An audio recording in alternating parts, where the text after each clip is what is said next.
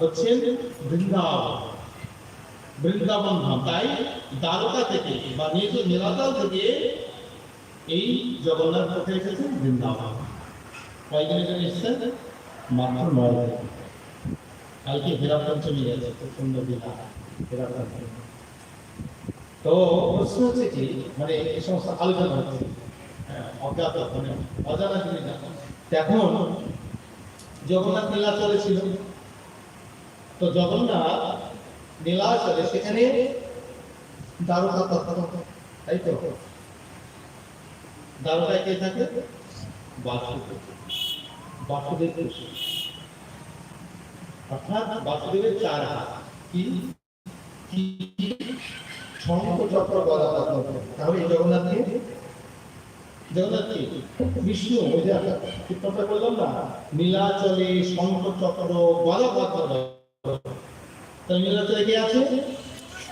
বিষ্ণু। জগন্নাথ বিষ্ণু রূপে আছে। আর বিষ্ণুর পত্নীর নাম কি?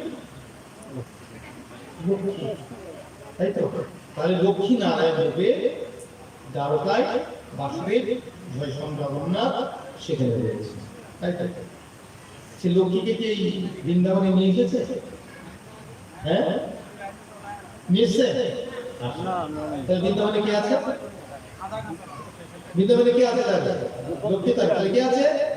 রাধা রানী। সত্যি বলে নিল। হ্যাঁ, এরকম প্রশ্ন করতে হবে। মানে পুরো জিনিসটা আপনাকে মানে একটু করতে হবে, ক্লিয়ার করতে হবে। তাই লক্ষ্মীকে আনেনি। এখন কি হয়েছে? হেরা পঞ্চমী গতকাল গেছে, তো লক্ষ্মী কে বলছে, দেখো লক্ষ্মী, আমি মাত্র একদিনের জন্য যাবো।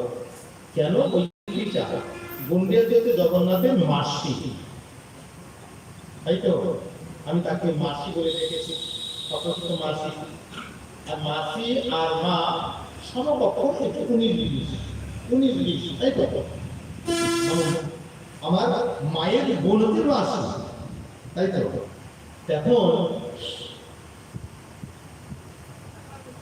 লক্ষ্মীকে বললো যে আমি কয়দিনের জন্য যাবো, কারণ আমি আমার যে মাসি গন্ডিসার কাছে প্রতিশ্রুতি দিয়েছি, আমি তোমার এখানে আসবো। কেন আসবো? কারণ সেখানে কি হচ্ছিল, গন্ডিসা আমি পাশে নৃসিংহ মন্দির আছে। নৃসিংহ মন্দিরের ওখানে সত্যযুগে ইন্দ্রদ্যুম্ন মহারাজ করেছিলেন 1108টা অশ্বমেধ যজ্ঞ করেছিলেন। কতটা? 1108টা। সত্যযুগ। তো 1108টা যজ্ঞ, শেষ যজ্ঞ 1108টা যখন সম্পূর্ণ হয়েছে, লাস্ট যজ্ঞে এদের সেখান থেকে সেই জগন্নাথ উঠেছে। যজ্ঞ পুরুষ রূপে এই জগন্নাথ, এই জগন্নাথ সৃষ্টি হলো, আসলেন জগন্নাথ। সেটা আমি বলছি, মাসিটা পরে বলছি, আগে জগন্নাথ আসুন, তাড়াতাড়ি হবে সম্পর্ক। তো সেখানে আবির্ভূত হলো, আবির্ভূত হয়ে জগন্নাথ খুব প্রসন্ন হয়েছে। মহারাজ গন্ডিসের কাছে আছে, বলছেন, দেখো ইন্দ্রদ্যুম্ন মহারাজ, আমি তোমাদের অত্যন্ত প্রসন্ন হয়েছি। তুমি এত যোগ্য, অসমের যোগ্য, অত্যন্ত কঠিন, অনেক ব্যয় অর্থ, অনেক ব্যয় খরচা, তোমরা এত করে কি করেছো, যখন যোগ্য করেছো, তপস্যা করেছো, তোমাদের এই বুদ্ধ সৌর্য বীর্য আমি দর্শন করে অত্যন্ত অভিভূত হয়েছে, অত্যন্ত সন্তুষ্ট হয়েছে। তারা বর প্রার্থনা করে, বর প্রদান করতে। কারণ ভগবান আছেন বরদারাজ ভগবান, বর কিন্তু বেশি পাবে। এখন ইন্দ্রদ্যুম্ন মহারাজ খুব, আপনারা আমাকে বর দেন। হ্যাঁ, অবশ্যই বর দেবো, তুমি প্রার্থনা করো। ইন্দ্রদ্যুম্ন মহারাজ কি করলেন? বর প্রার্থনা করছেন।